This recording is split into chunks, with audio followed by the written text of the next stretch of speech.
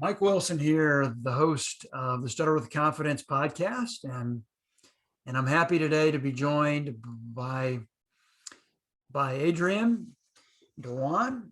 Adrienne, welcome to the show. Hi, I am so thankful that you have me here.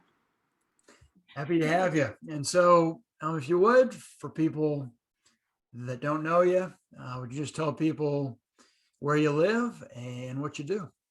Okay. I live in San Jose. I teach fourth grade. This is my 6th year teaching fourth grade at the school that I'm in now. Before then, I was teaching at another school. So altogether, that I've been teaching for about 8 years. Yeah, that's my job. Yeah. Awesome. And so we'll get into the experience of being a person that stutters that teaches. But first, if you would, if you're comfortable talking about it, do you have some pretty tough memories from childhood surrounding your stutter, like many of us do? Um, yes, I have lots of childhood memories of being like made fun of and things of that sort. But I think that the trauma came post college and my grad program more, where I felt like my stutter was such a problem. But as a kid, I would be made fun of, or people would ask, why do you talk like that? And then I would feel, down, or it would be on my mind for like, hours or days. And then I would have to get over it. And then, so lots of those things have happened, but I think I started to have it to kind of traumatize me and have me be more self conscious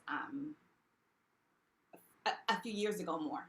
Yeah, yeah. And so,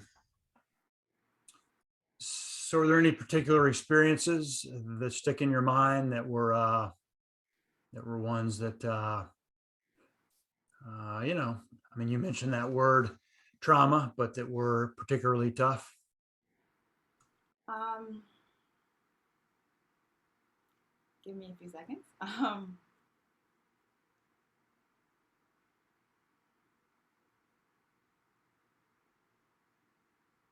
Wow. I remember being in the 5th grade and sitting down in our small group, and then me saying something, and then my classmate said, "Why do you talk like that?" And I remember saying, I have, no, no, no, no, no, idea. So I remember that being my response to kind of make more like fun of it, kind of thing. But that was what I remember from that. For me, I feel like my childhood, my memories, like it kind of hits me like some days, and then the other days, I kind of like don't have it up front. To be honest with you, I feel like it has its kind of like phases. I'm not sure if that's super healthy or not. But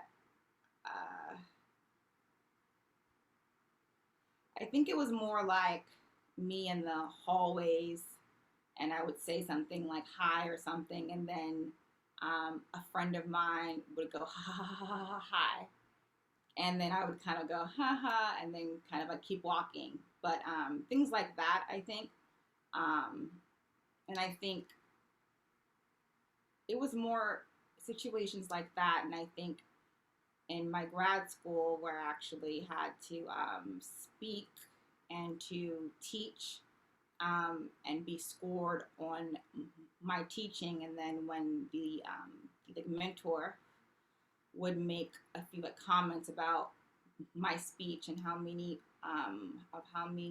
of the like ums had I said, or how many times had I paused, things like that. That was really more traumatic to me. Um, that kind of thing. Um, yeah, Understood. yeah, yeah. I think that for me, growing up, I think everyone knew that I stuttered, but I think I could get into a like character a lot of the times, and I think um, I was able to kind of maneuver a little bit more, but it was still traumatic. But it never made me feel like, oh, I can't do this, oh, I can't do that. That happened later on. I think it was because in school I like loved school and my grades were high, and I was like on the like, student council, so I had my esteem in my grades, and I think that helped me a lot. Um, yeah, so my childhood, I felt like it wasn't so traumatic, but on my bad days, I can recall things that will have me like feel sad. But as of now, I honestly can't think of any like hardcore child ones. But yeah. Understood. Understood. And so for you after college, when you were, is that the point when you were really looking at becoming a teacher and feeling like you feel an additional pressure to be, you know, sort of the standard, if you will, teacher who typically is not a person that stutters, that's fluent? Like, would you say there was some pressure to uh, be fluent that made your speech perhaps more challenging? Or uh, what became more challenging, would you say, after college? I think I just met a mean person, and I think that um, I never really met a mean person in the school system. So I think that um, trying to be a teacher and then kind of hearing sly, small but comments about my speech, and um, kind of like, oh, I don't think this is a job that is for you, and then kind of giving me low scores on my teaching, and then That was that was a faculty yeah, yeah, person in your program. yeah, and then after that, um, when I'm trying to like express why I chose the like certain the like technique, I'm as I'm speaking, I'm getting kind of like cut off, and I don't know. It just, I think that the environment was very kind of a negative, and I think then I then began to feel like if I was fluent, this would not be happening. Like I was the only one in the program that was experiencing it, and I'm like, I'm as smart as everyone else here. Like, what's the difference? And I'm like, oh, it's probably because of my speech. It's probably because of this. And then I remember my speech starting to really like kind of get worse and worse. And I remember blocking way more than I had in my life. I felt like I think there was a way that I could talk, kind of have a little bit of a accent, or kind of just a way that I spoke in the past that would kind of have me to maneuver through life. And I think that in my grad school program, and that kind of environment, it kind of like made it more and more negative, which had me block more, which made me feel like I couldn't really speak out. And that's when I felt like, oh my goodness, I really can't read out loud anymore. Oh my goodness, I really, you know, can't. Yeah, so that's kind of how things happen. Yeah. So sort of a um, almost like a vicious circle Yeah. Hmm. where the fact it was one of your teachers, right, who was giving you a hard time about it and making you feel, you know, like it wasn't okay to be stuttering. And then would you say you started trying harder, sort of not to stutter, Yes. saw it as a bigger problem, and you know, I know for many of us historically, the more we're trying not to stutter, or the more we want not to stutter, the more likely we are to, Yes. you know, almost like that performance anxiety that we start, you know, to put this pressure on ourselves, or we feel it from the outside world, and then we're putting it on ourselves, and then, you know, I mean, that kind of reminds me. I went through it when I was 11.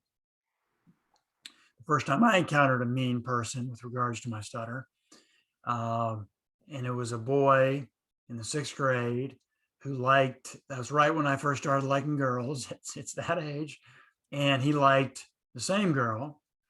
And I don't even remember knowing that I had the stutter. My parents tell me I did have it from the time I started talking, but I don't remember ever caring about it until I got made fun of when I was 11. Hmm. And within a few months, I mean, I had a tough time getting a word out because all of a sudden I was like, oh, the stutter is a problem. And Hmm. he, you know, he was making fun of me and other people were laughing. And so I need to start trying not to do that. I need to not do that.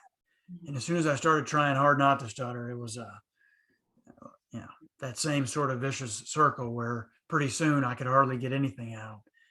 And, you know, it was like stuttering, I felt like was taking over my life at that point in a negative sense. And everything in my life started revolving around, you know, trying to manage this.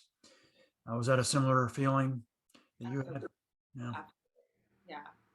It was like this kind of like ball that kept them kind of like, it would like roll down and get kind of less and more big and less and more big and more big. And yeah, it was very, very hard. Yeah. Mm, I hear you. And how long uh, did that sort of experience go on for? That was 2 years in my master's program. Yeah. Okay. 2 years. Yeah. And when you got out of your master's and you got out there and you were actually teaching, was it was there a change at that point, or? Once I was not in that program, I feel like I like flourished. I'm like, oh my gosh. But I still kept that in me of feeling like, oh, my like stutter is like so bad, and I would try to not stutter as much as I could, and I never spoke about it. And but as far as my actual like, teaching, that was fine, just because I love it. But I definitely carry this kind of like burden. Um, and then that was 2015 to 2017. I think I was in my master's program, and then after that, it was. Wait, I'm getting the dates wrong, but anyway, I think that, and then after I went into the stuttering with the like, confidence the like, program, that's kind of what helped me to like get all of the like baggage out, and to realize that my speech isn't that big of a deal, that no one cares that damn much, so that helped me a lot for sure, a lot. And so um, on the program, we do a phase one and a phase two, obviously, and phase three, which is the rest of our life. Mhm. But phase one, there's no technique, right? We introduce no technique. It's just about going out and speaking to people um, in the malls, on the streets, wherever there's people, and just learning to basically look people in the eye and say what we want and essentially face uh, people's reactions. Um, what was your, and again, no techniques in phase one to have any greater control, just go out and face it. What was your experience after that first full session? Um, were you surprised by people's reactions, and were you surprised by the fact that, well, like you just said, that stuttering was actually not, not that huge of a deal? Yeah. Before I started phase one, and I heard that, oh, we have to go to the mall and we need to speak to random people in the mall and to stutter, that's on purpose. I was like, heck no, I am not doing that. I'm just very, very scared. Oh my goodness. Like, just like that, it sounds horrible. And then I remember after the phase one and actually going through the whole process of doing it, oh my goodness, it allowed me to realize that, oh my goodness, everyone is actually kind. No one in that mall mocked me or looked at me like, huh, or anything like that.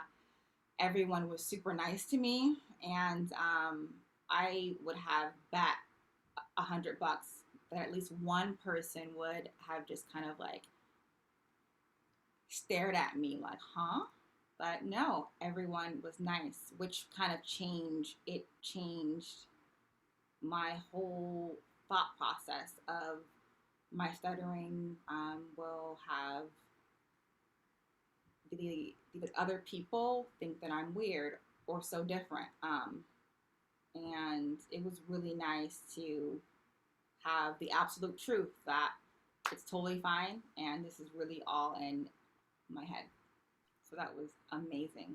Um, I wish all people who have a speech impediment to go out like in a mall and just see it and just see how everyone will treat you and everyone will be nice to you. So, yeah. Yeah, and it's like realizing what your shirt says, right? Realizing stuttering is okay.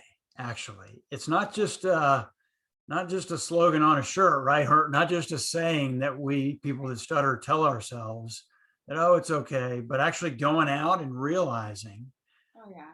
the world really doesn't care. Like it is okay. And when we don't hold ourselves back, when we say what we want to say, Mm-hmm. when we go out and speak, the world will listen. The vast majority of people. And then you realize, okay, maybe 1 out of 500 people won't be nice, but that says a lot more about them than it does about um, our self-worth. And you know, like it says below, because what I say on your shirt, because what I say is worth repeating or worth saying in the first place, right? It's worth saying. And what we think and what we want to share is totally worth saying, no matter how much we stutter. But the mind requires proof, right? Absolutely. Right. Somebody telling us, oh no, your stuttering's fine, don't worry. Well, for most of us, that's not enough. We got to go out and experience it and know that it's okay. And that's game changing, because the whole, as you know, I like the sports analogy Mm-hmm. to speaking, and an athlete that's terrified of making a mistake is never going to reach his or her full potential. Uh, so it could be the best technique in world history Mm-hmm. for controlling stuttering. And I think the one that we introduced in phase two, quite possibly is. But none of that's ever going to be enough so long as we're totally afraid of having a stuttering moment. It's it's like the athlete that's terrified of missing a shot. You pass them the ball in basketball, and if they're freaked out by the idea of missing, it's going to be awfully hard to just relax and you know and shoot the ball. Um, And so then, speaking of that, phase two. So I went through phase one a little bit, your experience with that. What was your experience of phase two? And phase two for us is an intensive 33 hours squeezed into 3 days, so 11 hours a day. So it's, sort of just, wall to wall intensive, working on learning the techniques. But what was your experience phase two? And you did it, what, 4 months ago or so? Yeah. Yeah, yeah. So phase two is when we learn the techniques. We're not allowed to speak to the people in our household.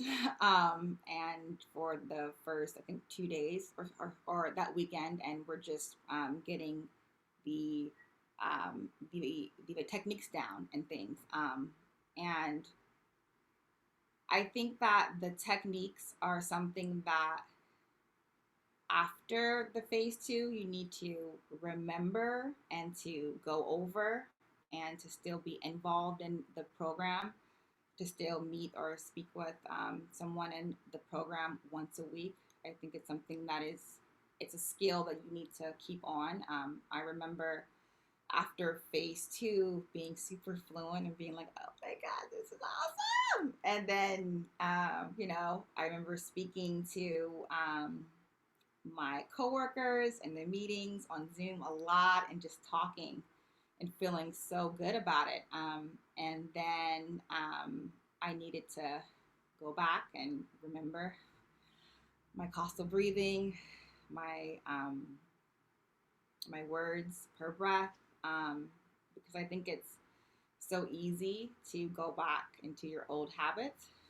But if we do, or if I do, what I've learned from the program, my speaking is, day and night. It's completely so smooth, and it sounds way better. But I think it's a I think it's about remembering to practice and to take this seriously.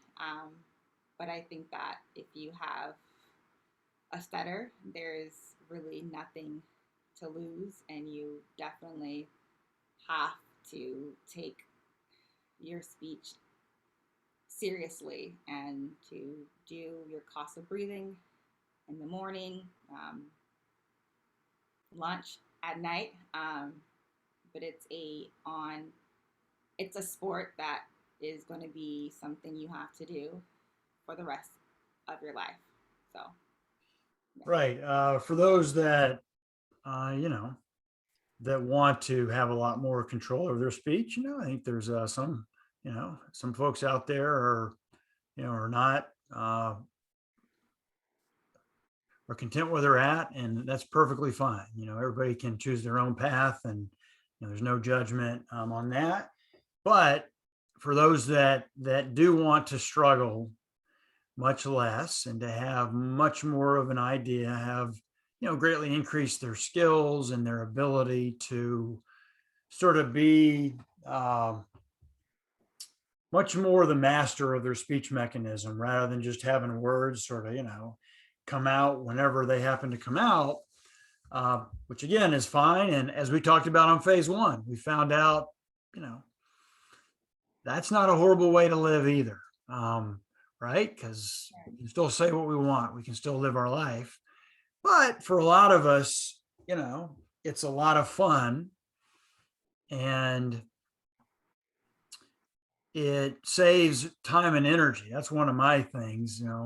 Like, I was content with where my stutter was. I was content with my life from age 18 when I got that eye contact training from Dr. Richard Ham at Florida State when I was a freshman there, where he did for me what we do on phase one of the program: just go out and talk to people and look them in the eye. So from 18 to 41, I was basically in phase one. So for 23 years, and I had a good life. But, and and I had a pretty good stutter going, as I like to call it. But I mean, you've seen my video of what my speech, where my speech was at, and it was fine. I said, I said what I wanted, but it was a lot of extra work to get words out as I pushed through words, a ton of breath holding, a ton of extra physical tension like that. And it just, honestly, it was starting to wear me out as I got into my late 30s, early 40s. And I would say I got a little more severe at that age. I don't know why. I wasn't feeling worse about my stutter, but I was just a little more severe even than I had been, although it wasn't that big of a change. But physically and just time wise, I felt like I'm burning a lot of extra time and energy battling through words. And so for me, I certainly enjoy being in much more control. And you know, that's something that's very interesting, right? Someone who doesn't stutter Mhm. can really, I think, get no joy out of being able to say their name, let's say at Starbucks, right? Like it's a non-event. What's your name? Ralph or Cindy or whatever. It's a non-event, right? But for us to be able to nail our name when somebody asks Feels really good. feels pretty good, right? That's a simple thing that non-stuttering people don't appreciate, but we do. And so there's actually a lot of fun in playing this sport of speaking and learning how to control our speech mechanism, not in a way that zaps our spontaneity. That's not the goal, to be robots, and we don't do I mean, I was taught at many different, you know, types of speech therapy that I did would teach me easy onset, where I talk like this and barely articulate my sounds. Mhm. And I don't begrudge any speech therapists out there for teaching that, because that's what they were probably taught, and so that's all they know. But I didn't want to sound like a robot. I never wanted to sound like a robot. I wanted to sound like myself. Mhm. And for me, talking real slow like that, it's like I'd be thinking, who's talking right now? Like, I don't know if I want to be fluent if this is how I'm going to sound. And I wasn't even fluent because it would fall apart in the real world. So it was like, you know, so anyway, uh, seeing it as a sport and as a skill building exercise and learning to love and to get better at the craft, I find just brought an extra joy into my life. Whereas for me, working on my speech, quote unquote, was always like one of the most boring things I ever did. It's fun though in our phase 3, right? We call each other and we practice. We do the Monday night session every week as a group. There's something just powerful, even whether you're working on a particular approach to struggling less with your stutter, or just getting together with people that stutter, even with no techniques, no nothing, just getting together with others.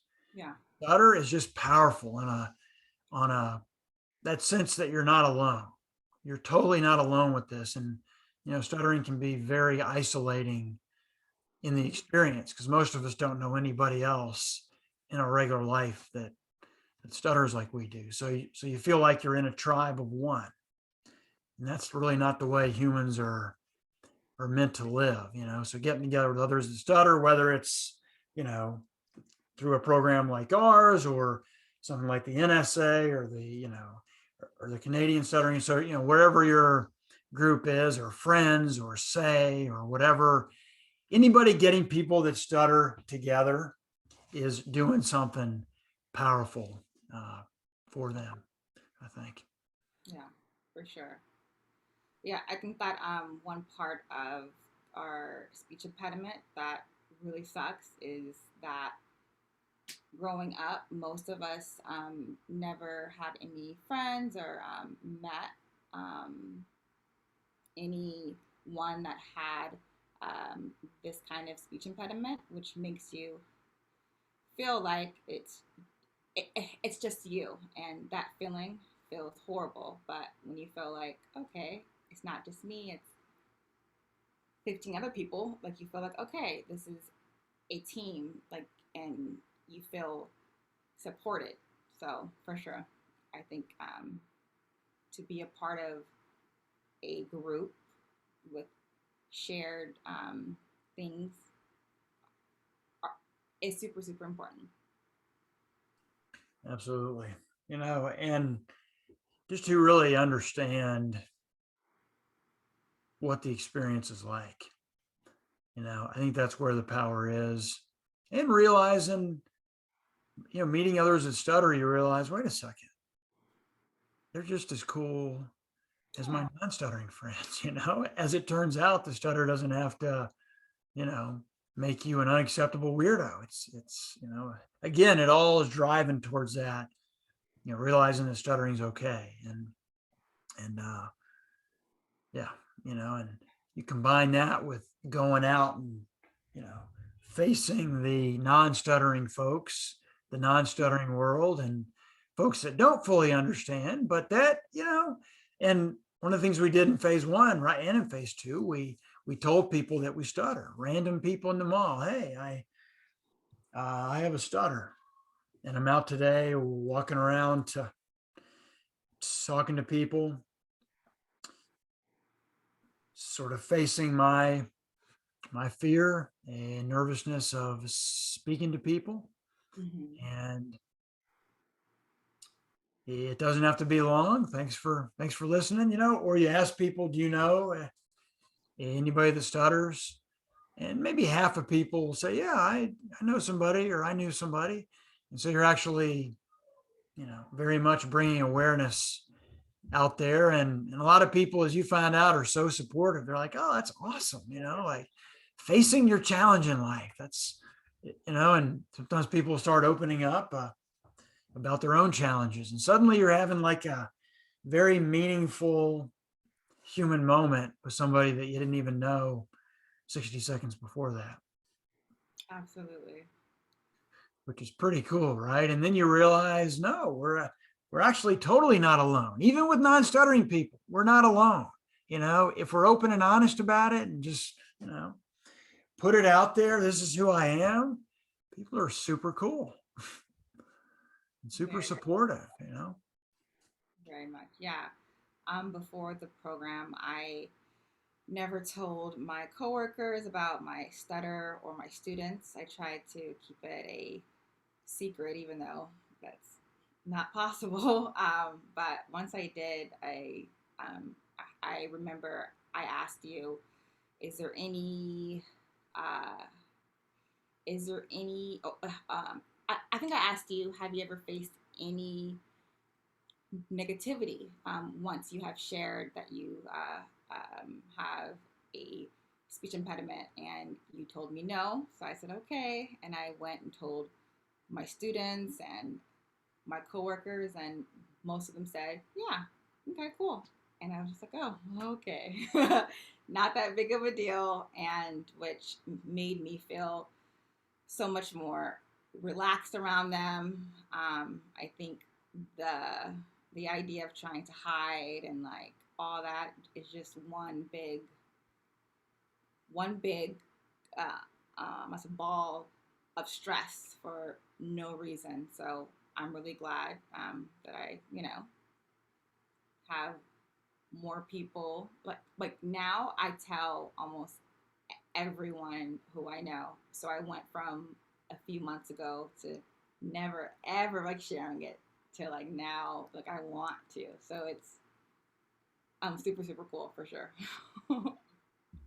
And you don't feel that, pressure to fool people now, right? It's like, hey, Right, right.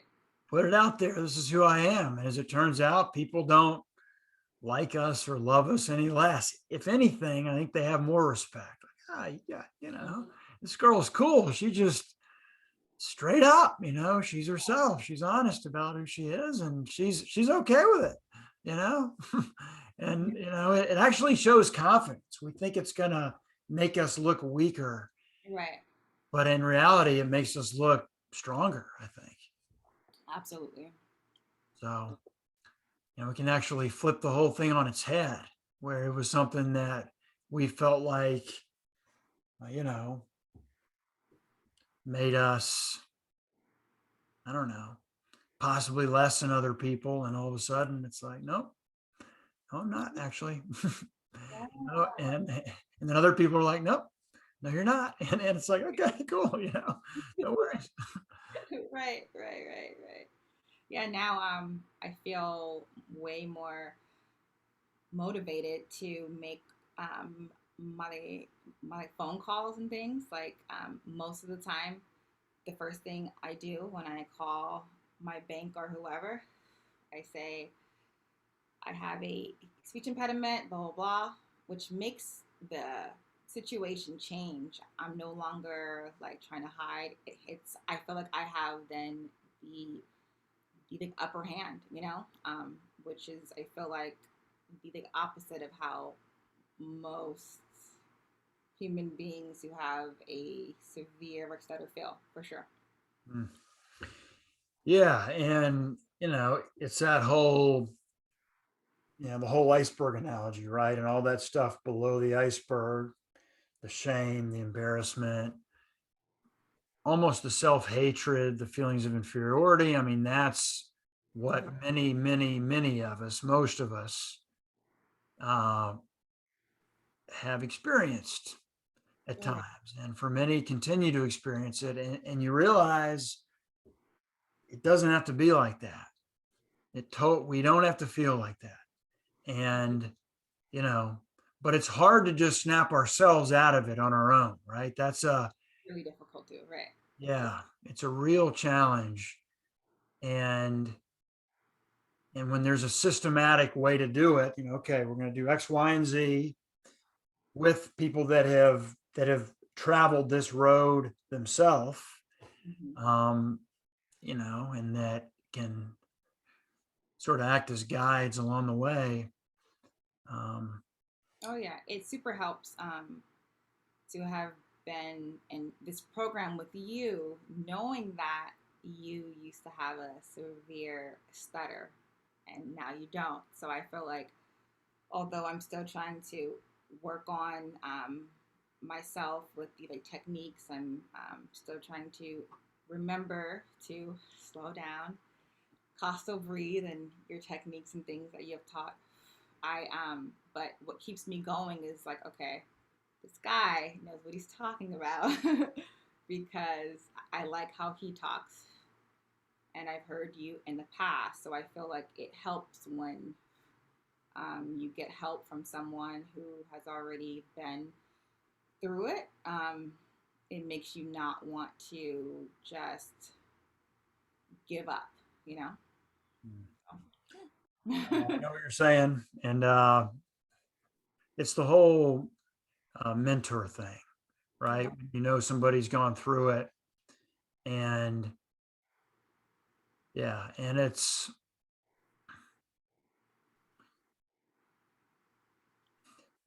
you can tell, I'm totally fascinated by this whole stuttering thing. I mean, it's the most interesting thing in the world to me. We love Um, it. Yeah. what's that? Yeah, I can tell that this is something that you love for sure. It's a passion, no doubt. And it's interesting because the basis of my journey, what's I don't know. Um, well, the basics of my journey, as I mentioned, is that I had thoroughly melted all the or 99+% of the below the iceberg stuff. Yeah. So I truly don't give a what. If I start, stuttering or holding back, as we like to call it, um, on the program,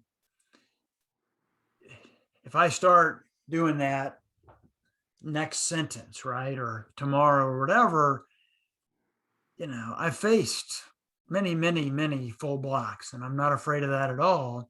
I'm going to look people in the eye. Now, now I know what to do with it as far as, getting within our basic cycle of speech with the breathing, with the projecting the voice. We use intentional or deliberate disfluency as well.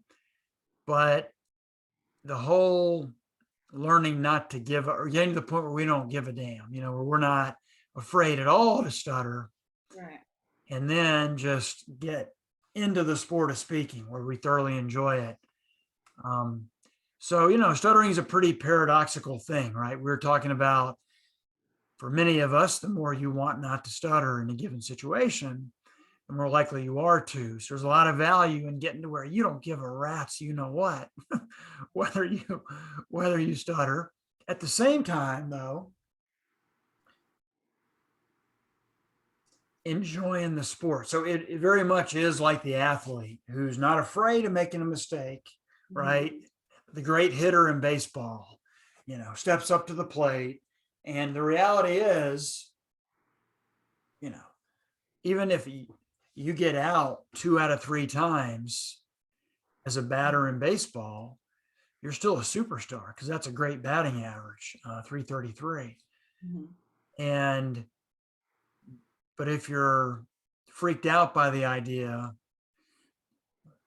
of striking out, then you're just not, going to be able to use your hitting technique and skills and ability. So yeah, but yeah, I say all that because